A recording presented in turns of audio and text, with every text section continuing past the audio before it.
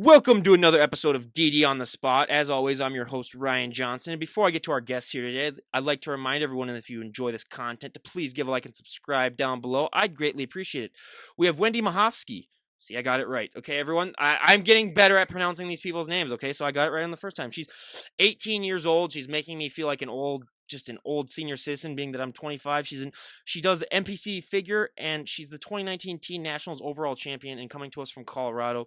But most importantly, she's our current guest. Wendy, thank you so much for coming on. No, thank you for having me. Well, absolutely. Well, first of all, I got to ask, what's the weather like in Colorado today? Right now, it is really cloudy, which is kind of nice because I love going on walks, and normally it's like 94 degrees outside. So I'm like super hot, but now that it's cloudy, I can just kind of walk around and not have to worry about like dying to get home.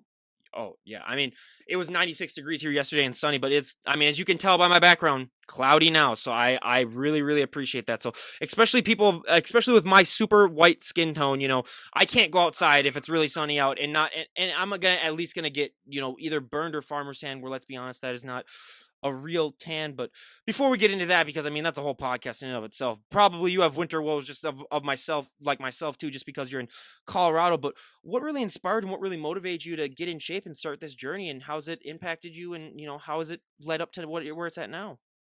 So I would say it probably started when I was 14 years old. I used to play soccer. I used to be a goalkeeper, and I soon moved to being a forward because I'm only like 4'11", so I'm pretty short. And so once I got kind of higher up in my soccer, like playing soccer, my height caught up to me. So I moved to forward, and my dad bought me a personal trainer at Lifetime Fitness, and she did bodybuilding competitions. And when she started training me, it kind of gradually went to training like as a bodybuilder. And when she did a competition, I went and saw her compete, and I was like, oh, I want to do that. So then my training completely shifted from training for soccer to doing like barbell stuff, training to like change my physique. And then it got to the point where I didn't even want to go to soccer practice anymore. I would rather go to the gym. So that's when I knew I really wanted to quit soccer. And a couple months after I decided I wasn't going to try out for soccer, there was a local bodybuilding competition, and the director of, or like the coordinator of that show, asked if I wanted to guest pose. I was like, heck yeah. So my personal trainer, since she did bodybuilding competitions, she prepped me to get in shape for the guest posing. And once I stepped on stage that day, I loved it. So a couple months later, when I turned 16, I stepped on stage a couple weeks after. So ever since then, I've kind of been hooked. What's that like being at such a young age? Because I mean, I remember when I was 16, I did not have the drive and dedication, other than doing baseball, to really do anything else. But what is that like? I mean, even like socially, with like a social life, because it is a very restrictive lifestyle. And I mean, I almost every week we'd at least go out to an Applebee's as a group of friends and stuff. But how did you deal with that socially? Because it's not really something that a lot of 16-year-olds do. Yeah, I mean, a lot of my friends definitely didn't understand. And to be completely honest, throughout high school, I didn't have a lot of friends just because I was like always at the gym, or like I didn't want to go out because I didn't want to be put in those situations where I was going to have to like feel awkward not eating with my friends or doing things that I didn't believe in. And so I kind of just excluded myself from that.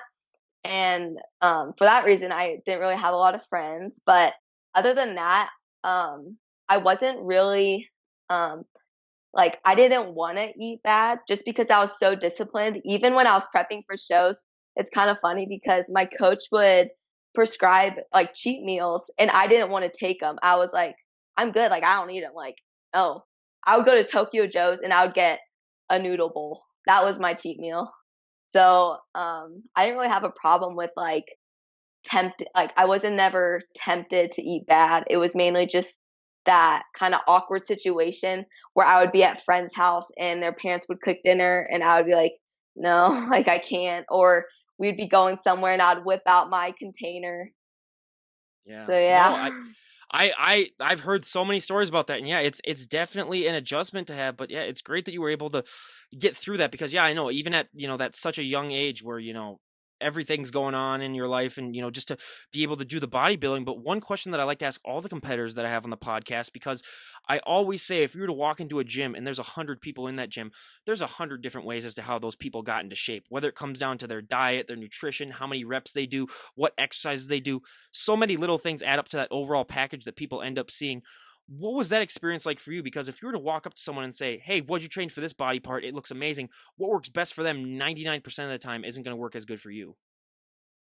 What was the question again? I'm So sorry. what was that experience like, or how did you figure out sort of what worked best for your body? Because a lot of it is trial and error. And even if you had a personal trainer, I mean, a lot of it is just going through the motions and figuring out what works best for you. Yeah, so when I had a personal trainer, it was really nice because she kind of taught me the foundations to a lot of exercises and taught me how to execute the exercise. That was mainly like my personal trainer's job, like just like the execution of it. And I really didn't really know how to train up until a couple years ago when I was with Lloyd Herford, my old coach, and he had a training camp in Georgia, and I flew down there with my dad and we did the training camp, and I trained with him, and since then my training philosophy has taken a total shift. But prior to that, I never tracked any of my workouts. I kind of just went into the gym, um didn't have anything planned, did the movements that I thought I should do. But once I did the training camp, I learned what training to failure meant and progressive overload and what really training hard meant. So after that, I really started tracking my workouts. I had a log book. I still have it now. It's on my phone. But I would log all my workouts each week. I would make sure I was either increasing the amount of reps on a certain movement, decreasing the amount of time in between the sets, or increasing the weight. And so I really focused on that, and doing that into T nationals. That's what I found really worked for me, was focusing on progressive overload and just like getting better each week and sticking to the same movements every week. Or like every single day, I knew what I was going to be doing. I knew what movements I was going to be doing. I kind of knew what I was going to do to get better, and just sticking to the same things pretty much. Because like changing exercises doesn't really do much, I found, for me. Like they say, confuse the muscle. I used to believe that, but I learned that it's just like BS now. You just got to focus on increasing the weight. That's how you really get better, or that's how I found I got better. No, and yeah, it really just depends on the person too, and it's interesting how people find that journey because, yeah, if you talk to one person, it's going to be completely different. But yeah, I mean, I honestly have been thinking about just renaming this podcast Trial and Error because that's the main theme that goes through it, and just like with bodybuilding and just like in average everyday life too. I mean, it's all about trial and error. But I love to talk about genetics on this podcast because, especially in this time of social media, oh my God, where everyone's always like, oh my God, I want her arms, I want his abs, I want their back. They don't realize that you can only be the best version of yourself. And a lot of people struggle Mhm. with that when they're getting started because, I mean, first of all, you don't know how that person got to the look that they're at. You don't know, maybe they were just gifted genetically. Maybe they just work so much harder than you, but they just don't understand that. So, going off that, I always say that whenever someone first gets started in the gym, they always have that one body part that really, really takes off that they don't have to train as much. And they have that one body part that just lags behind that they have to train into oblivion. I'll give you my examples first. My back, just because I had jobs all throughout college of working in warehouses and lifting and loading boxes, you really got a really nice back or you quit. But I'm also 6'3", so my legs and my lower body are just absolutely shot. Where I mean, don't even get me started. Calves, I always said I could inject pure muscle into my calves and they wouldn't gain an ounce. But what were those body parts for you when you were getting started? I've always gotten compliments on my back. I never realized how like good of a back I had until like trainers would like kind of say something. And so that's when I kind of realized like my back is probably one of my stronger points. And then for a while, my legs have always, since I played soccer, I've always had pretty good legs. But um, like not until last year, I kind of realized I had all the detail in my legs. So definitely legs and back are my strong point. Probably shoulders are probably one of my weakers. So I'm working on that. Shoulders, I've always wanted the big shoulders, and I'm always working towards that. No, yeah, and it's ever evolving, and that's why I love to ask that question because so many different answers. And I gotta say, the moment you said that you're a soccer player, I was like, oh God, big legs. Then Yeah. that's just a given with it, you know. Yeah, and I mean, like the strength in your body parts, I feel like kind of change. Like I know, like probably shoulders at one point will probably be my strongest body part, and legs won't be that great, or it kind of like fluctuates. Because some parts you're gonna focus more on, and those are gonna grow a lot more, and your legs won't look as good because like your shoulders look even better. Yep. No, it's always ever evolving too. I mean, like you said, it's sort of like when you chisel down something. I mean, some parts are gonna come in better, and then oh, you got to chisel off. I mean, it's just always ever evolving, which is what's so fascinating about bodybuilding is that you can never be perfect. I mean, you always have to Mhm. constantly work on things, and you bring one body part up maybe a little bit too much, then everything else has got to come up to it too, or you got to tone it down a little bit. It's almost like being a mad scientist where you're just sort of trying to figure out what works best, and it's an ever evolving process. But one of the training techniques that I was familiar with a little bit when I was in college, I did it a little bit, but so many people on this podcast have preached it, is time under tension. Do you do any time under tension in your workouts? Um, I time under tension is a good tool for progressive overload. I I've never really like dialed into time under tension, like drop sets or anything like that. If I'm like what I said before, when I'm always trying to like increase the difficulty every week, if I can't go up in weight and I know I can't like decrease the amount of time in between sets or increase the amount of reps on the last set, I'll do a drop set to increase that time under tension. But one of the techniques that I like, I don't know if a lot of people do. I think it contributed a lot to my leg development was occlusion training with BFR bands. Have you heard of that? I have heard about it, yeah. Yeah. I used to use that a lot for legs. I would use that. I would do a burnout on the hack squat machine, do like 15 reps with 30 seconds in between them, in between the sets, and that was fun. Yeah, the stamina that you need for those quick sets, it's been something that it took me a while to develop, but now I just mix things up because, I'm not, like I said, I'm not competing or anything like that, so I can really experiment a lot more. But the nutrition aspect is something that so many people do not Yeah. understand. I mean, it is just ridiculous how, there's so many times I've had to correct people on stuff, but when you were first getting started, really taking things seriously, what were some of the bigger nutritional changes that you made? This is gonna sound really crazy. With my first coach that I had, she the amount of protein I was eating was so much. I mean, like, she got me in shape really well for my first shows, but I think once I stopped training with her, I kinda, like, was like, "Oh, the more protein, the better." And I actually got up to about 230 grams of protein a day, which is a lot comparing I only weighed, like, maybe 95 pounds. And so, I did really low carb, pretty high fat. I tried doing keto, but I was nowhere near keto when I was doing 230 grams of protein. That was like, I don't even know what I was trying to do. But once I started like educating myself better, I switched coaches. My protein went down to about maybe 1.25 grams of protein per pound of body weight. Carbs were pretty high, and I kept fats really low. So it was exactly the opposite of what I was doing before. And I found that worked a lot for me.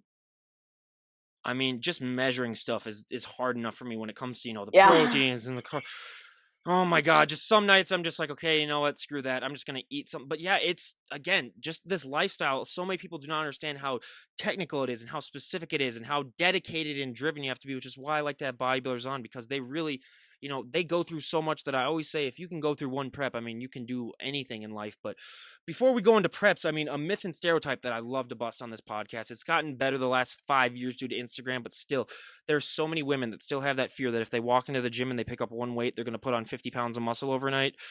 First of all, I wish I had that confidence because I would be the CEO of a Fortune 500 company by now. But I mean, it is obviously not true. But again, I have to add, if that ever does happen to you, give me a call because I will spend my entire life savings just to train with you once, just to find out your secret. But did you ever have that fear when you were getting started? And even if you didn't, I mean, I bet you hear that all the time now. How do you like to respond to that? Um, I don't really know how to respond to that. I mean, if that were happening to me, I'd be like, "Heck yeah, like let's go." But I've always wanted to put on muscle. I've always been really small in my life, so I've always been motivated to put on muscle. But when I have friends that tell me, "Oh, I don't want to train like arms because I don't want my arms getting too big, or I don't want to do this because of that, then I kind of just like roll my eyes and I try giving them um, my point of view and trying to like convince them otherwise. But for the most part, they kind of have to learn themselves. I kind of go in like if they're my friends, then I'll like I'll be honest with them and tell them that's pretty stupid, and I'll tell them. But I remember I had this one friend. It was the most crazy thing I've ever heard. She didn't want to eat a post workout meal because she trained abs during her workout, and she didn't want all like the nutrition or like carbohydrates, or like she didn't want to like fill back out her ab muscles. That's what she was worried about. I was like, oh God. I'm like, okay, okay.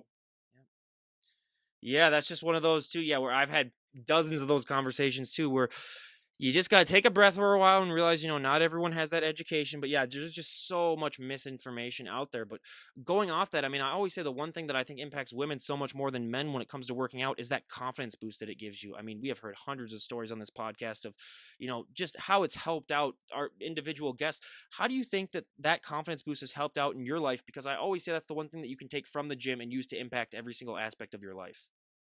Like the confidence boost of like growing.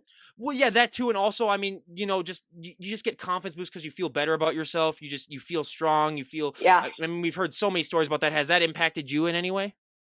Definitely. I always notice I feel the best. Like I get them I've found like after teen nationals, I kind of stopped logging my workouts, and I kind of found my motivation was kind of like, eh. But then once I started logging my workouts and I started noticing I was getting stronger, I felt a lot more like confident going into the gym, and I started getting a little bit more excited to train. So definitely knowing that I'm getting stronger and I'm getting better is definitely a confidence booster and motivating. No, and it's the story that we've heard a ton. But when it comes to preps, I mean, I always say 95% of the general public would not even be able to get into the shape that you need to get into before you even start a prep. They just don't have the drive and dedication. But going on a prep, I mean, everything becomes so scientific with your meals. You have to get all your workouts in. I mean, you have to get the right amount of sleep. So much goes into it. What was your experience like with your first prep? And has it gotten easier for you as your career has gone on for preps? Yeah, so my first prep, since I really didn't know how to train with my first prep, I didn't log any of my workouts. I think I know I probably wasn't focusing on strength as much. I didn't really think strength was that great of a factor for prep, but I definitely could have maintained a bit more muscle going like for my first prep. I consider my first prep the guest posing, but going into teen nationals when I knew how to train, I went into teen nationals still hitting PRs, which I think that's just so cool because I hear people saying they lose like a ton of strength towards the end of the show, and it's like I didn't lose any strength, my dude. Like I got stronger towards the end of my prep. I was still, the hack squat, like the trap bar deadlift. I was doing 185 for like 12 at the end of my prep, which I thought was like really cool. And I was telling my coach, and he was like just mind blown. Um, so I really focused on keeping my strength into teen nationals, and I thought that was so important because it's all in your head. I feel like you can decide, like it's all up to you whether you put a 2.5 on either side or not. Like either way, you're doing that set, so you might as well just like push yourself to the ultimate limit.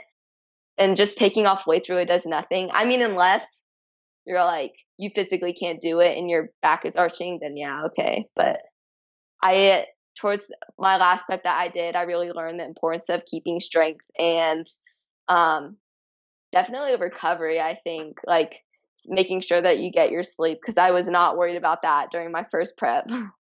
Oh, it's something that is just it's ridiculous where it can't. Yeah, I mean, I don't even get me started on, what that's like for the sleep part because that's the most important thing when it comes to recovery. I mean, it is just absolutely ridiculous. But also when it comes to this lifestyle, I mean, the number one thing that I mean, most people would never understand affects, bodybuilders so much more than people would think. And it's the hardest thing for so many of them is the posing. I mean, it's harder than the working out. It's harder than the nutrition. We hear that all the time. Where I like to compare it now to being a perfect driver, where you can be a great driver, you can never be a perfect driver. You can be a great poser, you can never be a perfect poser. It's always ever evolving. What has your experience with posing been like? So the first time when I had my trainer at Lifetime and she kind of did my posing along with my nutrition and everything, I did posing with her once a week, but I kind of like, I really didn't take it seriously. I kind of just went through the motions with posing. Like, I didn't take it as seriously. I didn't practice as much as I should have. But once I moved to my Lloyd Herford, which was my last coach, I had to do update pictures every week, posing. And prior to that, like my other coaches had me stand in front, like just like hands to the side, nothing. But when I moved to my last coach, I had to do all quarter turns like once or twice a week. And then about probably 8 weeks before my show, Lewis Candace Carter or Candace Lewis Carter does my posing, and she does it for free for me because she thinks it's really cool that I'm young, and I'm so blessed that she does that for me. So she's really helped me master my posing, and she's really pointed out like just like the smallest changes and even your finger positions makes a difference because it could, if your finger is out of position or out of whack, then you could get second if it's between you and the first place. And I would practice so much because I used to have crab claws. That's what my old training um, trainer used to call it, because I would have like that when I posed, and it was so ugly. And it's like you would zoom into my hand when I was posing. It's like, oh, there it is. But my posing has definitely gotten better throughout the years, just like consistently doing it. And like if I send update pictures to my coach, I make sure my posing is perfect. Like I don't send them a pose that's out of whack because I don't want that. So that makes you practice so much. I mean, yeah, so many people just don't even understand that you'll be more sore from your posing than a lot of your workouts just because it's just, yeah, and you can never be perfect at it. It's always evolving. But out of your figure poses, what is your favorite pose and what is your least favorite? I know that you only have two, but what are your favorites and least favorite? Um, so my last competition, which was the Clash at the Capstone, I absolutely hated my front pose. I felt like it just didn't look good on me. But going into Teen Nationals, I loved it. I thought that was like my best pose. I think probably because I was a lot leaner, I had it looked better. So I definitely liked my front pose, and probably I think my front and my back are probably my favorite. Honestly, like it sounds really I don't know the right word to describe it, but I thought Teen Nationals, I don't think I could have gotten any better. So I loved all my poses, comparing them to my last shows. Well, and that's great because you always want to have that, ever evolving process. You don't want to get worse as it goes on, but it's great that you found that. But what was that experience like for you when they announced your name at Team Nationals and you're like, "Oh my God, I'm the Team Nationals overall champion."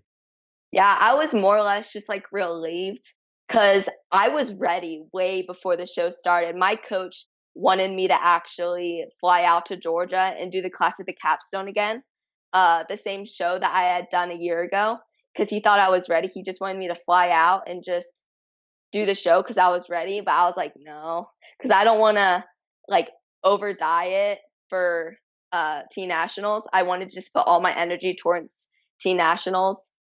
Um, and what was the question? Oh, just what was that like when they announced your name and you're like, "Oh my Oh, God, yeah, sorry. no problem." I was relieved because I since I was ready a week before the show, I was just like so ready to just get like my life back to normal, get ready to like just like be able to eat, and I was so content because I knew I had put all my effort into it. So I was like, it's about time. Yeah. What is your go-to post-show meal that you have after a show, or do you like to mix it up? I will always have a love for Cheesecake Factory. Anything dessert, anything like cake, anything, like bring it to me. After Teen Nationals, right next door to the venue, there was a Texas de Brazil, and I made my sister go there and get their carrot cake, and I ate the carrot cake after my show while we drove to Cheesecake Factory. And then at Cheesecake Factory, I had like, I'm not a savory person. Like I could go without burgers and fries, but so I just got an egg white omelet. It sounds really funny. I got an egg white omelet, but I still got the cheesecake afterwards. That's what I mainly went there for. Yeah, and well, and you gotta let yourself go after, I mean, that prep a little bit, and you gotta have some fun. But another myth that I love to bring up is that so many people don't realize that that look that you present on stage, that is not a sustainable look.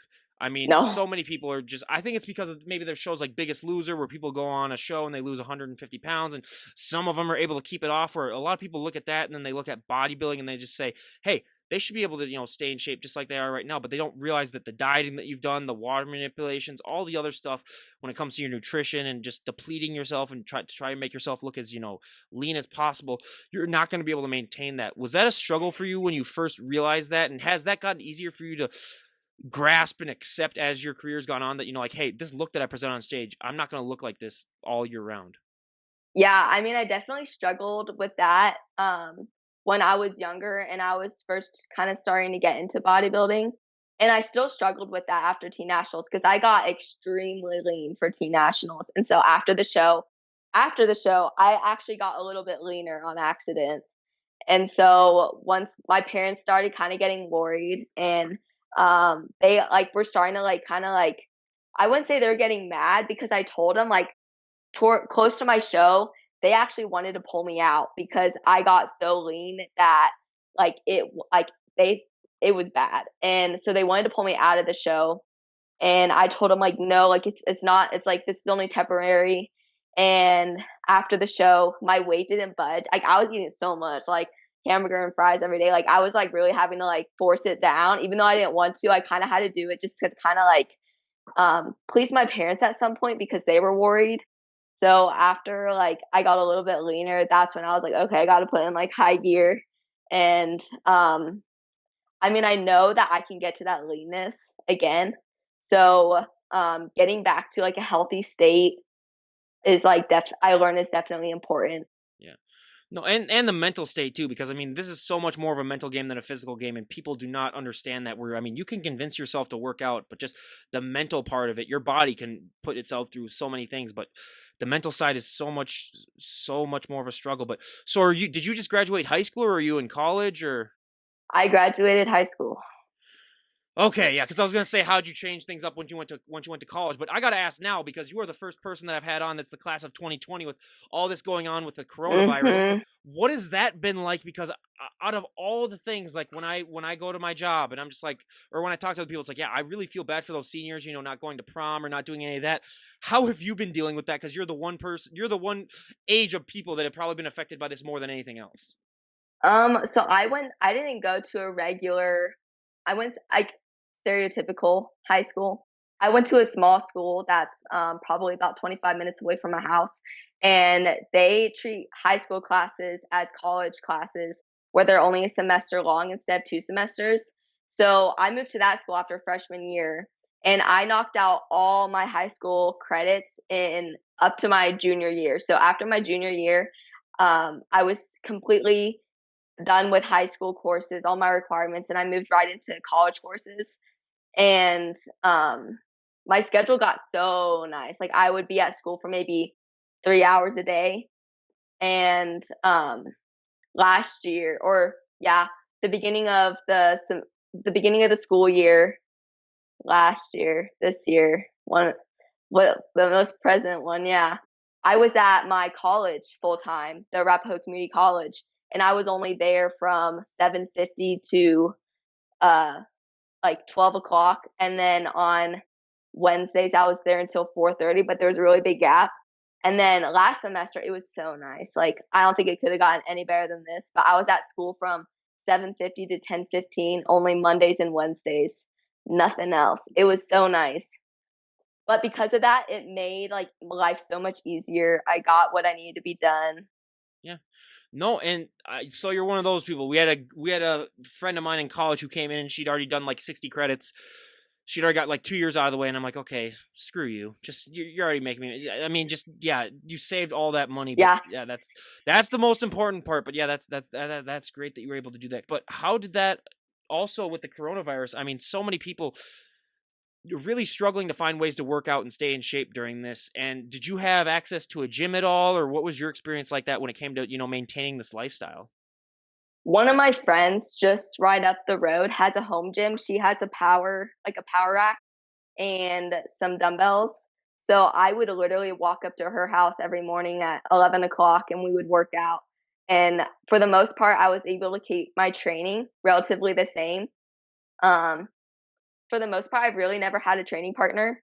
But Isabel, the one that I train with, her home gym, she's really like become my training partner because she knows how I like to work out. She knows my style of training, and she'll push me. She knows how to spot me. So she's right now like even though the gyms are open where we are, we still train together. We still go to the gyms and train like how we normally would. So I was I was able to train during the whole quarantine and everything. Yeah, and that's great because so many people that I've talked to, they struggle with that. And even if they do have ways to train, just the motivation aspect, because a lot of people just don't have that. But two of the questions that I like to ask every health and fitness guest that I have on, for the first one, there were so many positive things that happened to me when I started working out and getting in shape. But the one negative thing is that you're going to get asked to move a lot of people's furniture. You're going to get Oh, asked to open a lot of pickle jars or balled wire, anything that's sealed on yeah. tight. You're the go-to strength person. I came home to be with my parents during the coronavirus, and basically I go and get the groceries, and then I basically have to lift the whole entire car into the driveway, bring in the groceries. Has that been a similar experience with you, where I know you're only 4'11", but just having people expect you to help them out with stuff, especially being at your age? I mean, this is the age where a lot of kids like to tease each other. When they're 18 and stuff with your friends, but do you get that a lot? Yeah, definitely. It was funny because it wasn't too long ago. It was actually like before the whole pandemic. She's like a lot older than me. She's about 40, but she had to go pick up a mirror from downtown Denver and she was like, "Hey, like can you come help me?" I'm like, "Oh yeah." Like, "Okay." And so we drive down to Denver and it's about a 45-minute drive. It was snowing, the roads were so bad. And so she's like, "Okay, there's the mirror." And I look and I'm like, it is so big. And it was just very awkward. It was like very thin but heavy. And I'm going, you want me to carry that? Like, I don't think that's going to go very well. But I ended up like having to drag it. But she was like, you're strong. Like, you can do it. And I'm like, okay. But, especially with it's always funny because I don't have the best grip strength, but my parents will hand me like a salsa jar to like try and open, and then like I pass it over to like someone else to give it a try, and they kind of just like pop it off, and it's like I loosened it. Like that was all me. Yeah, see, that's the exact opposite for me, where I have really good grip strength just from pitching and, knowing how to, curve balls and doing all that. But I mean, being 6'3", yeah, it's always a double-edged sword, where I always say to that, I'm going to get asked no matter what. If I had zero muscle at all, it'd still be, oh, hey, tall guy, help out. So it's one thing that I've Yeah, adjusted to, but you are not the average 18-year-old when it comes to, the dedication that you have and the way that you look. I always say that if you're in really good shape, or if you're a bodybuilder, when you go out in public, it's sort of like being a mini celebrity, where I mean, you're gonna get stares, you're gonna get, it's just people are fascinated by it. What has that experience been like for you, and how have you adapted to that, knowing that, I mean, like, especially when you're in preps, like you were for your, your last show, if you walk out in public, I mean, you're gonna attract a lot of attention. yeah. So especially towards the summer and towards like close to my show, I stick like I you will never see me in jeans. Like jean shorts, anything jean, like you will not see me in it. I'm always in spandex, leggings, sweatpants. So towards the end of my prep for nationals, I was wearing spandex all the time. And so my dad and I went to Costco and literally like I was wearing spandex and a t-shirt. Like everyone's eyes just kind of looked at me, and so it kind of took me a little bit to like realize they weren't like looking at me like in a negative reason. They were thinking like, "Oh my god, like she's like lean or she's like muscular." And so everyone thought I was a gymnast. I would always get questions like, "Are you a gymnast? Are you a gymnast?" And that's what people thought. And I would kind of tell them like, "No, I do bodybuilding competitions."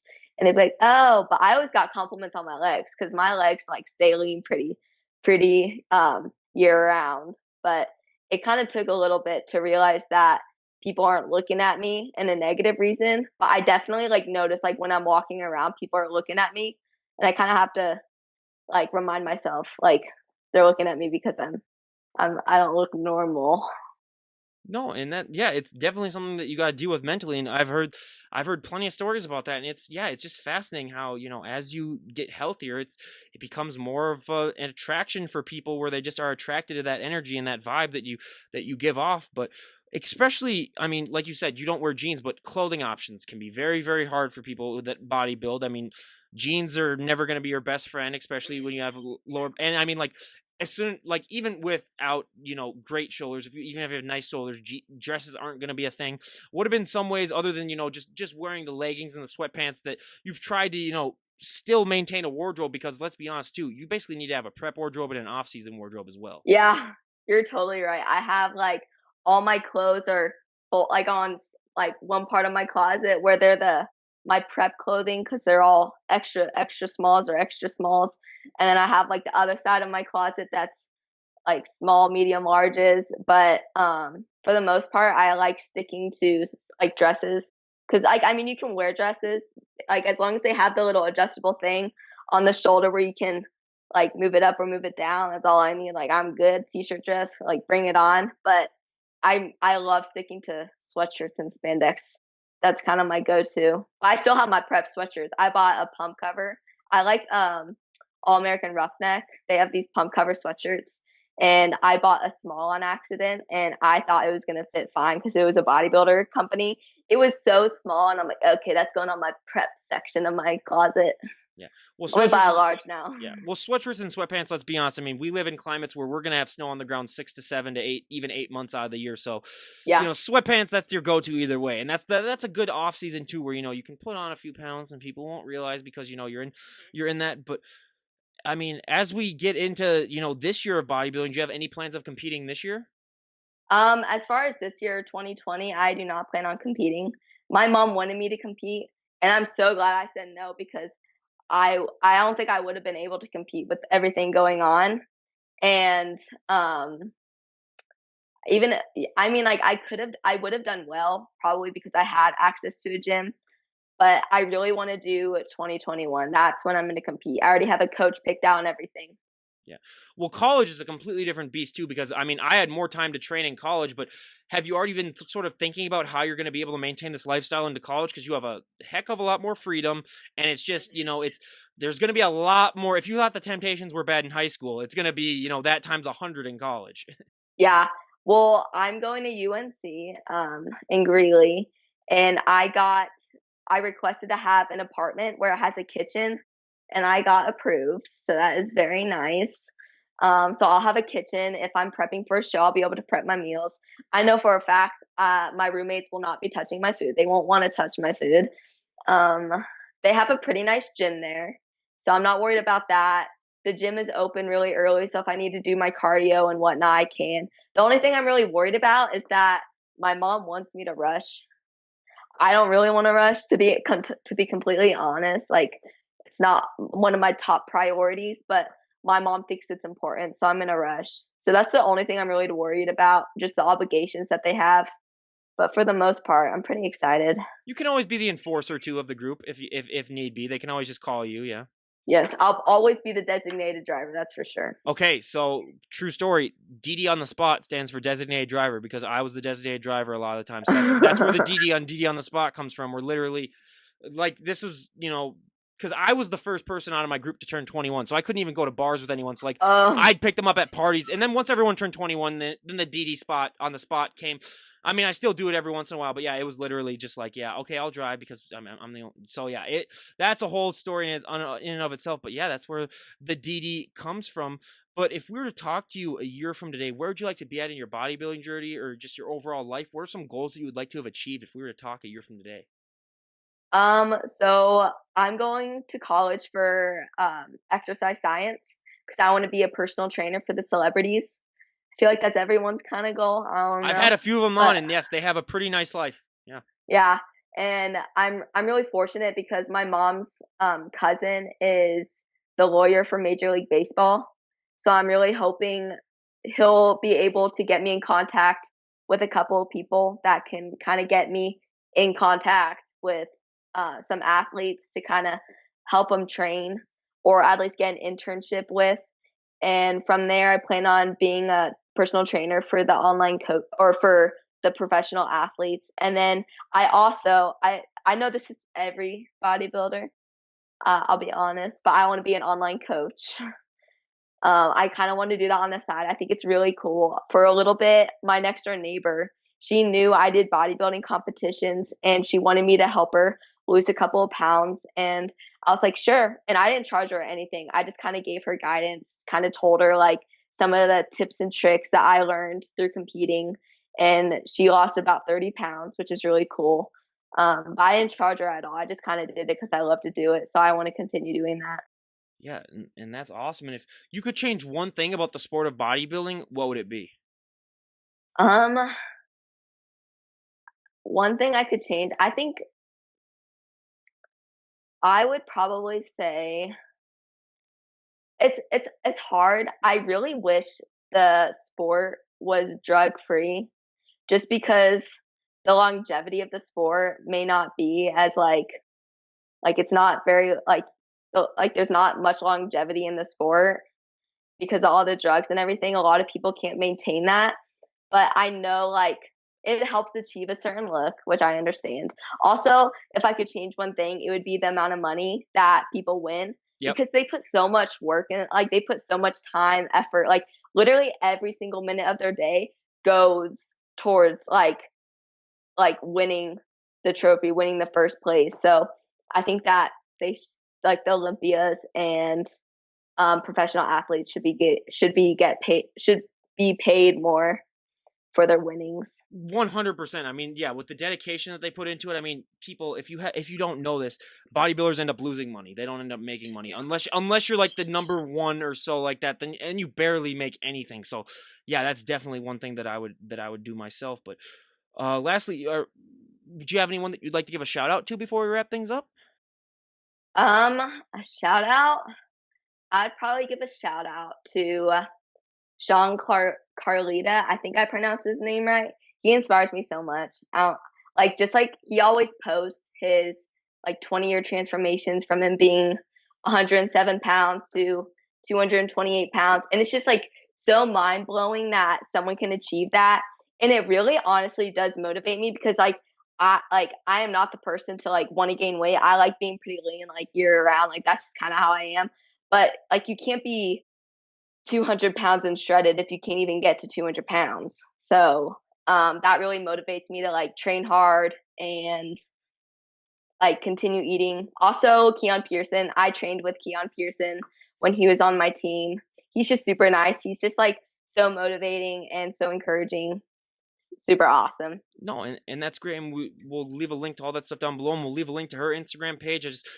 People be warned. I mean, she will motivate you to get off the couch and stop eating all those Twinkies and get in shape. And she's only 18, so again, she'll make you feel really, really old too. But yeah, we cannot thank you enough for coming on and sharing your story. And we wish you honestly nothing but the best. And I mean, especially in this turbulent time. But again, thank you so much for coming on. I really appreciate it. You're welcome. All right. Well, like I said, everyone, go and give her a follow. I'll leave a link to her Instagram page down below. And this is Ryan Johnson, DD on the spot, signing out. Have a great day, everyone.